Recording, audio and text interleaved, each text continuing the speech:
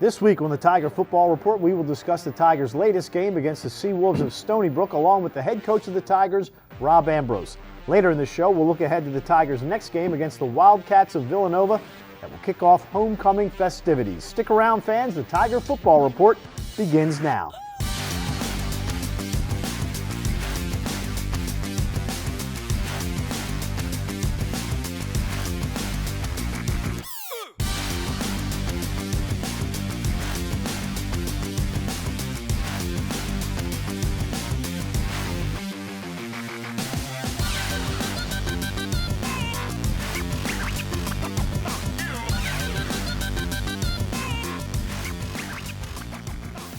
Hello, Tiger fans, and welcome into the Towson Sports Network studios for another episode of the Tiger Football Report. I'm your host, Spiro Marikas. The Tigers traveled to Long Island, New York, where they took on the Seawolves of Stony Brook last Saturday night. The Tigers watched the Seawolves jump out to an early lead, but the Tigers shut them down defensively from the start of the second quarter until the end of the game. Let's take a look at the highlights from the game against the Seawolves. And looks like we're setting up for a return. Really high kick, too. Very high kick. Donnell Lewis calls for and drops the ball, and Stony Brook recovers at the 33. Right through the arms of Donnell Lewis. And that's Bolden split to the far side. Carbone wants to throw, fires to the right side of the end zone, and Bolden has just made his second touchdown reception of the night, and for the second time he was wide open in the right corner of the end zone. First and 10 from the Tiger 25. Fakes the handoff, wants to throw. Pressure comes, he gets hit, fumbles the ball! Donnell Lewis has it and he's gone! He's at the 40, the 30, the 20, 10, 5, touchdown Tigers! Doesn't matter how you score as long as you score. All right, Knudsen out of the shotgun, three receivers to the far side, which is the short side of the field. Ellis rolling that way, and he's just going to launch it into the end zone. This is going out of the end zone, and the half will come to an end. Holder, they pitch to Victor around the left. Darius fighting his way into the end zone. Touchdown, Towson University Tigers. Darius Victor. What a great effort. Gets the touchdown. He got hit at the 2, but bounced off of that and went right into the end zone. And now the Tigers are an extra point away from tying this one up. Popik trying to give them the lead. Snap is down, the kick is up, and it is good. No good. He missed it wide right. 3:48 to go. We're still tied. Frazier turns, gives to Victor, cuts inside to the 5. Victor into the end zone. Touchdown, Towson University Tigers with 50 seconds to go. And down on the seam in the closed formation at the top of the screen. Bednarski back to throw. Three Pressure route. comes, rolling to his right, heaves it, It's over. not going to It's get over. close to the Fall end down. zone, Fall down. intercepted, Good. and the Tigers have won it as Augustine. Alfonso Augustine intercepts the pass, and the Tigers have gotten their first CAA win of the year. The Seawolves were knocking on the door, getting ready to score their third touchdown of the first half, but Towson responded with a huge sack and forced fumble by Max Tejada that led to a quick Donnell Lewis touchdown. It was all Towson after that as they completed the comeback to defeat Stony Brook 21-14. And joining me now, the happy head coach of the Tigers, Rob Ambrose. And coach, this ball game, they jump out to that early 14-0 lead. You go for it on 4th and 1 at your own 25-yard line and don't make it. And that's where the defense really came up big. And I hate to say that one play could save a season, but in a way, that sack of the quarterback and Max Tejada's sack and the recovery by Donnell Lewis may have saved the season. Well, you take the attitude of the kids and how we finished the game, how the fact that we were down 2 scores, it just didn't seem to matter. They were committed to, for the first time probably in this season, that they have grown to the point in understanding as a team that they had to play for 60 minutes. And when we accept that as a fact and just go hard, good things tend to happen, even in tough football games. And these kids did exactly what we asked them to do. And interestingly enough, there's a lot of similarities to the last time we went up there and played. And it felt a little bit like deja vu all over again. And, some games you get real tense if you get down maybe as a coach. And I wasn't. I just kind of knew. And the kids knew, and they responded. The impressive thing was when you look at the final stats, your top 3 leading tacklers on the defensive side of the football were all freshmen. Well, it tells you we did a good job recruiting, and these kids have done a great job, picking up what we've asked them to. A year ago, you saw what happened when we were limited in depth on the offensive line, and injury, just decimated us. And we've half the line is gone, and somehow we're still finding a way. Brighton Barr's gone, James Sims is gone, and interestingly enough, these guys are stepping in, and we're not decimated at all. We're playing pretty good defense, so we're not missing a beat. The future looks good. Yeah, I mean, Coach Hackman's done a great job, him and his staff. You just totally shut down the Seawolves. I mean, this is a Stony Brook team that had scored some points in earlier games, but from the point of that fumble with 11:41 to go in the second quarter through to I think the last time they had the football, they only gained something like 35 yards through most of the second quarter, all of the third quarter, and most of the fourth quarter. You're not going to win many football games when you only get 35 yards in almost 3 quarters. We did a good job playing defense, but we did a good job with the wind in the kicking game and putting them in really, really bad field position. I mean, we were twice inside the 10 and making them go a long distance, which is not their thing. They're a very tough and physical team. But this is the same team now that beat New Hampshire when they were number 8 in the country and beat them handily at home. That is a tough, tough place to play. Coach Priori coaches those kids up, and they are very, very physical, and our guys wouldn't back down. I know that this really is the kind of game you love, and I could tell before the game that you were happy because you knew your team was about to be engaged with another team like you that is very physical. They like to pound it. You both like to pound on your opponents, and that's the type of game that I think you love. Well, I like a game that we win. That's the favorite kind of game for me. That's the one that's the best and it makes me smile. But for us, it was different that we knew that they were going to pound the ball, but we weren't going to. We were going to spread it out and make them defend. They had 2 weeks to prepare. And 2 weeks to prepare is a long time to beat scheme. We just weren't going to give it to them. And we gave them a lot of stuff early in the game before we got back to our roots a little bit, and that kept them off balance. And that we didn't score a lot of points, but it allowed us to be in position to win at the end. And then again, late in the fourth quarter, Darius Victor showing his resolve as he pounded on that Seawolves defense, and the Tigers come up with a 21-14 victory. We'll come back with more of the Towson Football Report right after this. All right, listen up. Out on that field today, you will be ready for anything. And I want you to always remember, this is the greatest team you will ever be part of. And when they're asked, what did you do to make a difference in the world? They can say, I became a soldier.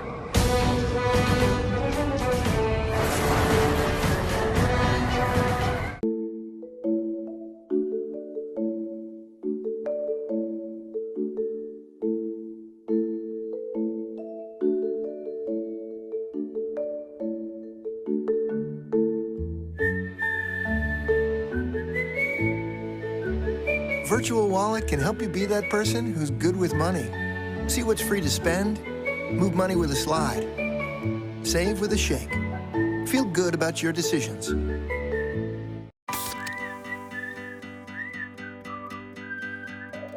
Tell your truth or trust a lie.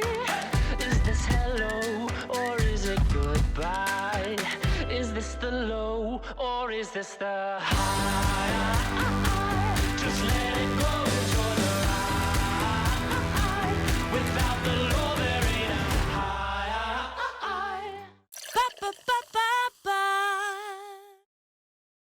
For an athlete, there's nothing scarier than a torn ACL. Athletes trust us with their care and their careers because we're a recognized leader in sports medicine. Get back to your active life sooner with MedStar Sports Medicine. White Market's ice cream plant is based in Sunbury, Pennsylvania, and locally owned and operated. We've been making our ice cream for nearly 50 years. We create roughly 70 flavors of ice cream right now.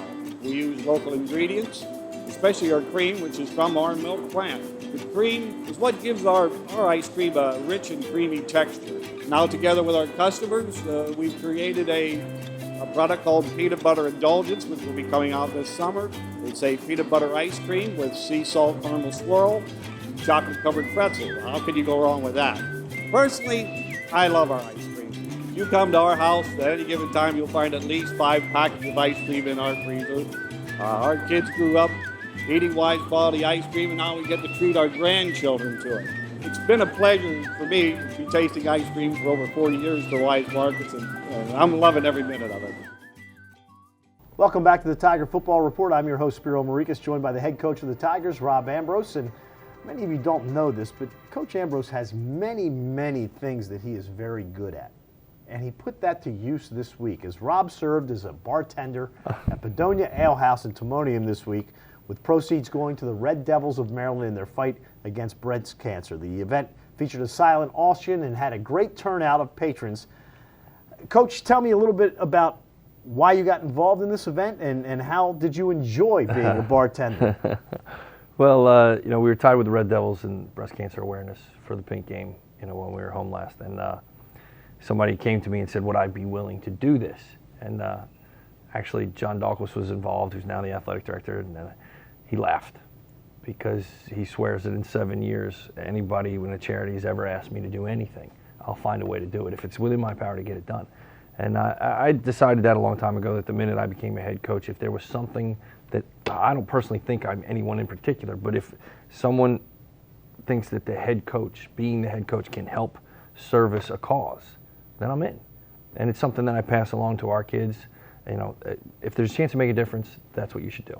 So I got a chance to go to some of my old stomping grounds. It didn't used to be called Bedonia Ale House back in the day. I visited there once or twice as a undergrad, maybe after college, and probably had some wings and soda. And but it was good to be back, and it was packed. It was a packed house. It was great to see so many people come out and support the cause. And it was fun to be behind the bar again. It's been a while, and got a chance to serve people, make them smile, and have a good time for a good reason. Did you do any Tom Cruise cocktail tricks? I might have spinned a glass or two once or twice and got a ooh or an ah just for fun. And I think the tip jar went to the Red Devil, so that certainly went to a good cause. Did you break any glasses? I did not. You did not? I did not. Well, I know you were doing it for a good cause, but I think you should stick to your day job. And speaking of which, this week, another tough opponent, as the Tigers will take on the 21st-ranked Wildcats of Villanova, who are coming off a shutout win against Albany, 37-0. And when you look at this game, and we'll talk about the defenses in the next segment, but their quarterback, Zach Bednarczyk, 12 of 12 with a touchdown pass against Albany this past week. It's not very often you see a quarterback with a 100% completion rating. Not in Division I football. Not in Division I football. That is a credit to Coach Talley, the history of the program, the attitude of the program, the culture of the program, and the coaches in the program. That they lost the National Player of the Year. Yeah, John Robertson, who was picked to be the CAA Offensive Player of the Year coming into the season. Yeah, I mean, they lost him. They've lost a whole bunch of guys on the offensive line, and they bring their backup quarterback in, who's not only good, but now I hear sniffs of John Jr. And they're go 37-0, shut somebody out. So it really doesn't matter. So the National Player of the Year doesn't play, but it doesn't really matter because they're a good football team. They play great defense. They know their scheme really, really well. And every time we play them, it always seems to be a physical battle. So it's going to be another challenge. It's probably a team that you probably would have wanted to face about 3 weeks ago, because the team probably was in a little bit of shock when Robertson got hurt and they lost to Penn, which was a big upset when that happened. Since then, Villanova has bounced back. They've beaten Delaware. Now they beat Albany. So they've kind of gotten used to having Bednarczyk there as quarterback. Circled the wagons and did what all good coaches do. They took the player that they have, not the player that they used to have, and said, okay, what can he do well? How can he facilitate the movement of the offense and playing to his strengths? And they've done a great job with that. That he's gotten better every week now that he's getting all the reps in practice. And now they're just as good as they were before. And in some ways, they're even a little bit better because it's different. Everybody had an idea how they were going to try to defend that offense before the season started. And you can kind of throw out the first couple weeks of film because that's not what they're really going to do anymore. They're going to do what this kid can do. So it's like starting all over again. One thing he's got is Gulia as a wide receiver, and he's been one of the best in the CAA for a couple of years. Yeah, I feel like this kid's been here for 17 years, and I'm really looking forward to him graduating. It's like watching Matt Caesar. I think he was playing when he was 32 years old or something like that. So with those guys, it's always someone. They seem to reload every year, and that's why they're, tops of the league and tops in the country almost every year. You look at Villanova, and they are, everyone always talks about who is Towson's peer. And in a way, I've always said that Villanova, in the CAA, it's probably Villanova because we're the only two teams that are in a metropolitan area. And I know you look at Villanova and say that's what when you took the job. You eventually wanted Towson to become like Villanova, a team that year in, year out is competing for the playoffs and a national championship. That is the goal. To build it to the point where you're not just making a spot appearance. I think we got the point. 3 years in a row, we're knocking on the door, we're shaking a tree and everything. And I go back and look at the history of Villanova and William and Mary and the guys that have been doing this at the same place for 15, 20 years. And they'll go for 4 years at a clip, 3, 4 years at a clip, and then they'll be down for 1 or 2, and then they'll be up for 4 more. And it has to do with recruiting and cycles and 63 scholarships versus 85 and ages and stuff. But they're one of the premier programs in the league that have created a mold for continual, almost every year, success.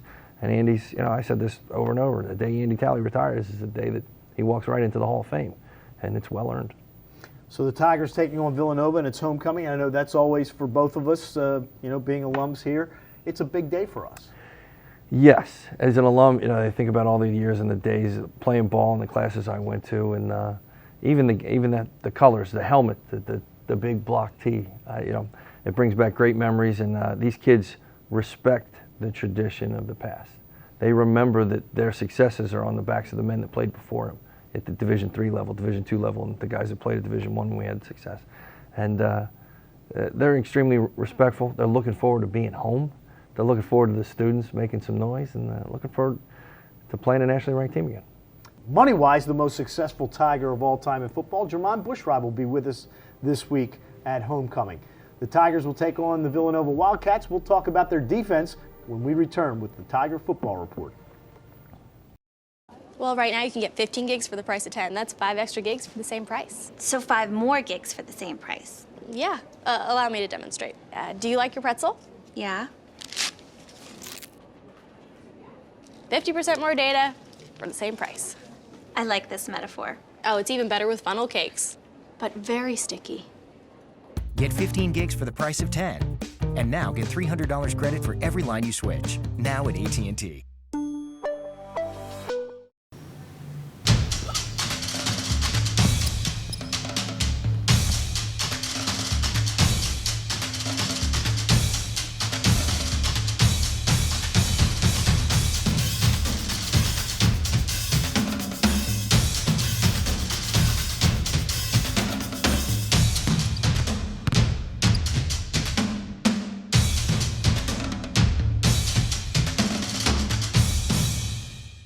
Brian Vickers, Aaron's sponsored driver. He doesn't just love racing, he lives it. We got the paper! Woo! His pit crew follows him everywhere.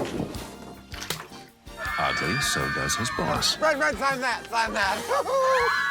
And his passion for racing is rivaled only by his passion for errands. No credit needed. I'll take it. Congrats. Aaron's makes owning easy through lease ownership, so you can own the life you want.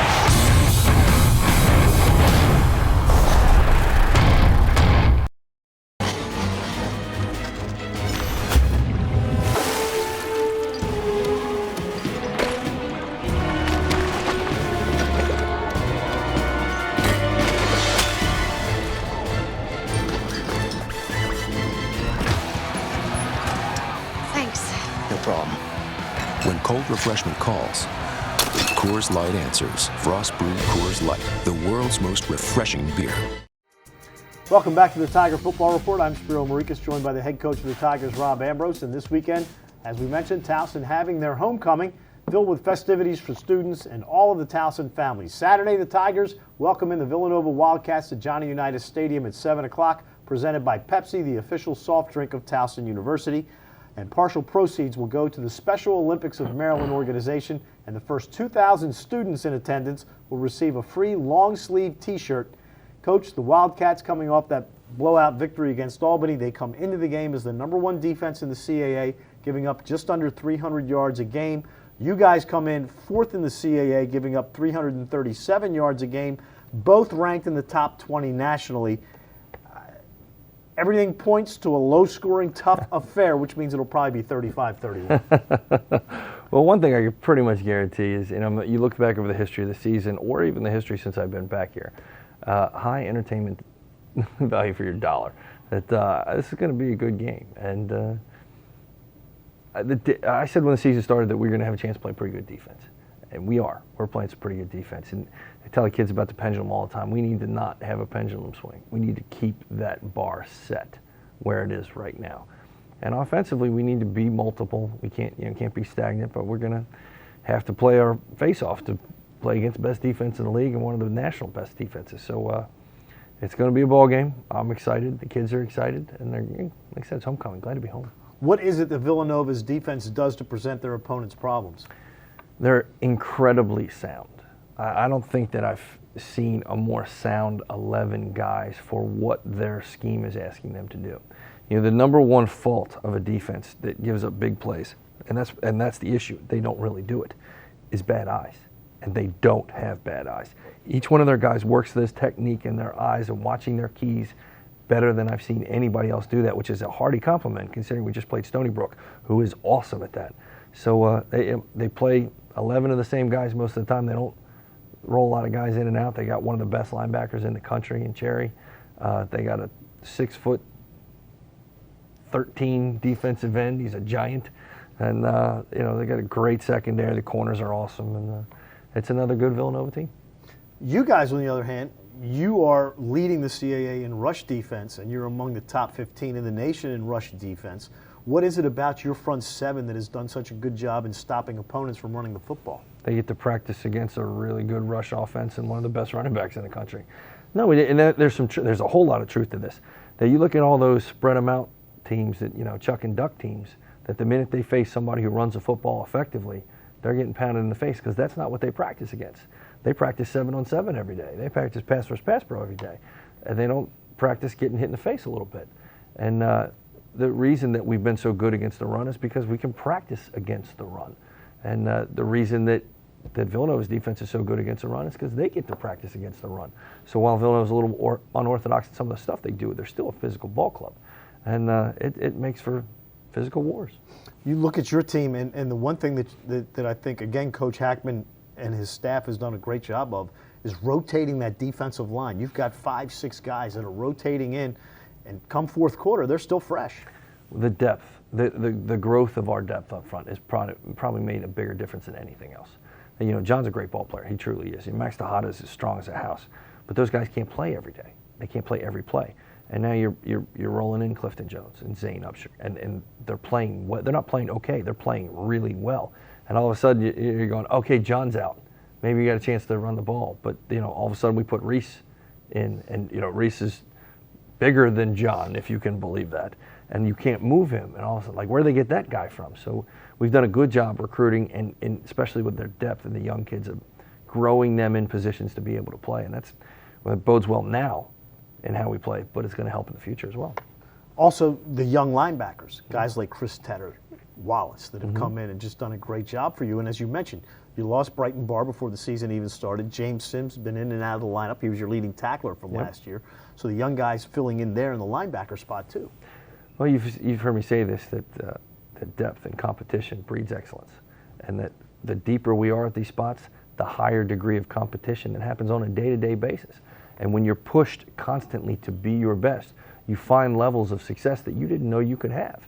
It's important enough to you to play, well, I got to beat this guy out. And either I'm going to beat him out, and which is good for the program because I'm good and then we're going to play well, or he's going to beat me out. And that's good for the program because we're going to play well. And if I want it back, I got to get him. And all of a sudden you get guys constantly climbing the ladder of success, whether they know it or not. And to be honest, that's contagious. It's not just in football. They start doing that in everything they do in life. And that's what I try to get to. How good can they be at everything they do? What about when the guys come in and they start having success, and you know the old saying, success breeds success. Mm-hmm. Can you see the confidence of your team growing as the season has now gone on? Oh gosh, yes. You could see it in the game as we were going, on Saturday. But you could see it in the Madison game. You could see it in the Elon game, in the frustration of playing in that weather and being so shorthanded and finding a way to, we catch a ball or two here, it's a different ball game. So you start to see their frustrations come out, not in a helpless manner. Like last year, we were so beat up, everybody felt kind of helpless. Now it's when we don't do it right, it's about us. And all of a sudden, it gets better in a hurry. We get refocused in a hurry now. And the confidence in everything they do, from what they do in the morning to when they go to bed at night, I got better student athletes now. And they're challenging themselves daily in everything, and everything's getting better. Well, this Saturday, a big one. The Tigers, first of two at home at Johnny Unitas Stadium. This week against Villanova, next week against Delaware. We'll come back. The Tiger Football Report continues right after this.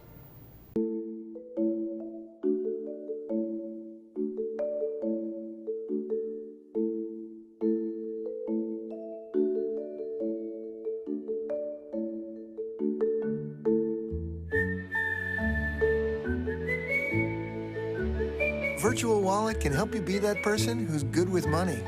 See what's free to spend, move money with a slide, save with a shake. Feel good about your decisions. For an athlete, there's nothing scarier than a torn ACL. Athletes trust us with their care and their careers because we're a recognized leader in sports medicine. Get back to your active life sooner with MedStar Sports Medicine. AT&T presents the strongest of the strong. Gentlemen, today's feat of strength, who has the strongest profile pic? That's me, climbing Kilimanjaro. Strong. That's me finishing my third triathlon. Very strong. That's me.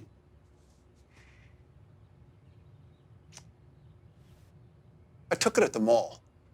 Who's strong enough to watch the college football playoff with Bo? Get stronger with AT&T, the network with the nation's strongest 4G LTE signal.